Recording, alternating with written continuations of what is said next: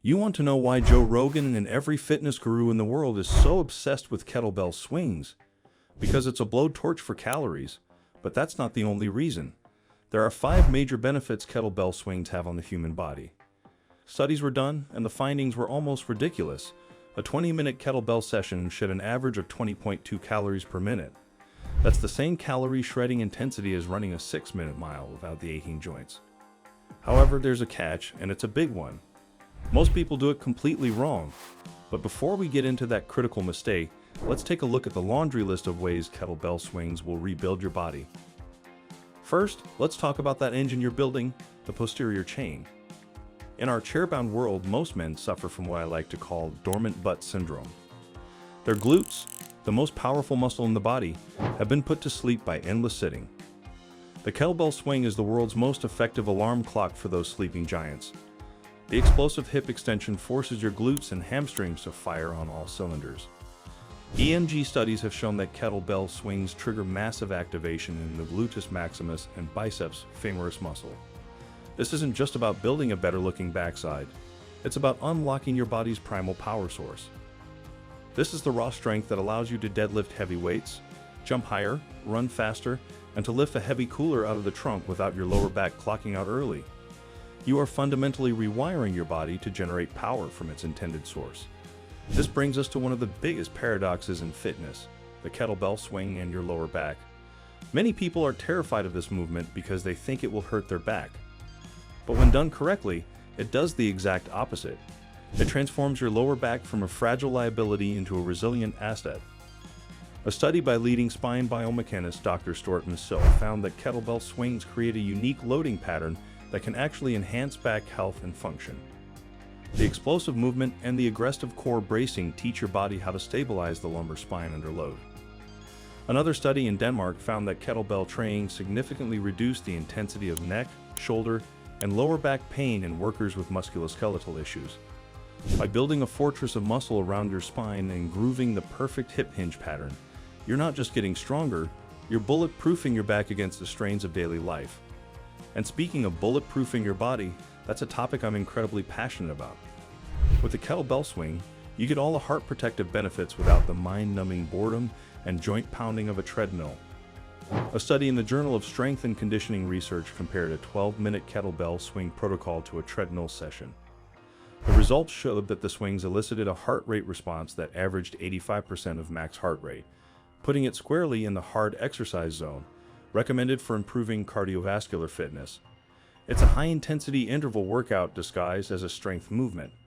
You're essentially tricking your body into a world-class cardio session, the kind that has real-world carryover.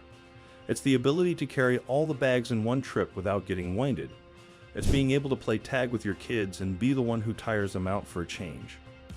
But the funniest part of all this is that the grizzled old-timers who invented this movement couldn't have cared less about V2 max or heart rate zones. They were just strong guys trying to weigh grain in a market. The kettlebell, or gura, as it's known in its homeland, wasn't invented in a fancy gym. It started its life in 18th century Russia as a simple counterweight used by farmers to measure grain at the market. These farmers, to pass the time and show off their strength, started throwing them around. From these humble practical origins came one of the most potent fitness tools ever created.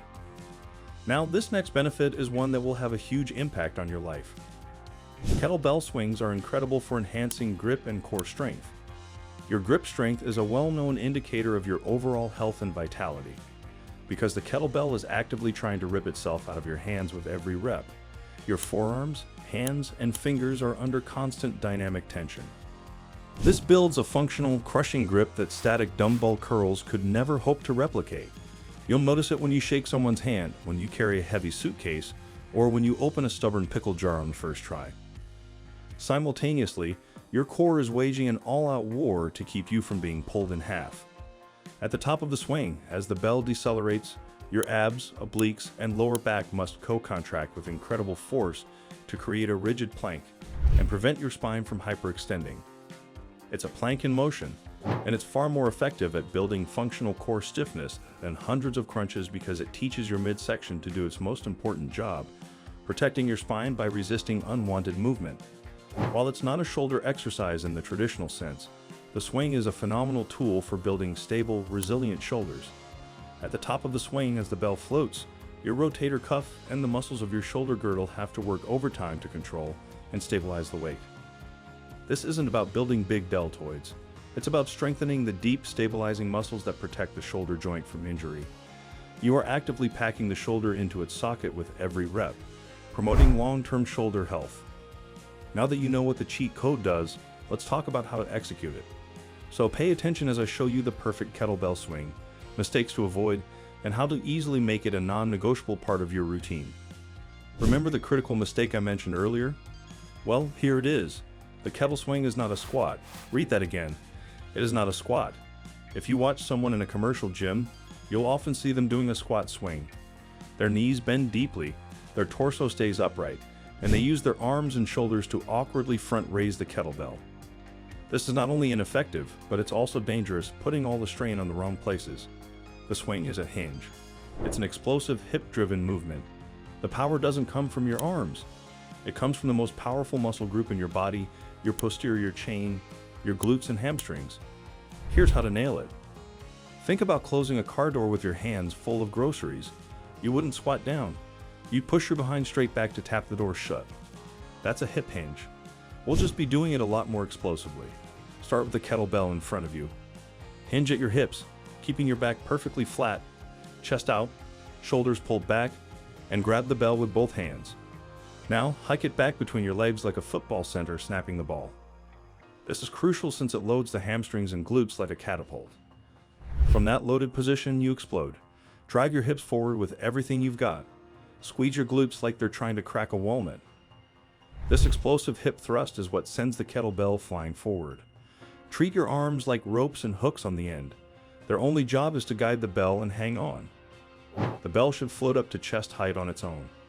At the top of the swing, your body should form in perfectly straight, rigid plank. Abs tight, glutes tight, quads tight. There should be a moment of weightlessness. Then you let gravity do its work. As the bell falls, you play a game of chicken with your hips, waiting until the last possible second before your forearms reconnect with your upper thighs to hinge back aggressively and absorb the force, immediately ready to explode into the next rep. It's a rhythm of savage violence followed by disciplined relaxation. Getting this one movement pattern right is the secret. It's the non-negotiable rule that turns the swing from something that could be dangerous for your back into what might just be the single most powerful tool for bulletproofing it. It's a huge paradox, I know. When done right, this can become your secret weapon against lower back pain. So, how do you pull this all together? For a beginner, a great starting point is a 30 to 35 pounds kettlebell. Remember, form is king. Starting too heavy is the fastest way to mess up the form and get hurt. Don't let your ego choose the weight. Instead of just doing endless reps, try integrating swings into protocols like an AMOM every minute on the minute. Set a timer for 10 minutes. At the start of each minute, do 10 to 15 swings, then rest for the remainder of the minute. It's a simple, brutally effective way to manage volume and intensity. By the way, if you found this information helpful, click the like and share button.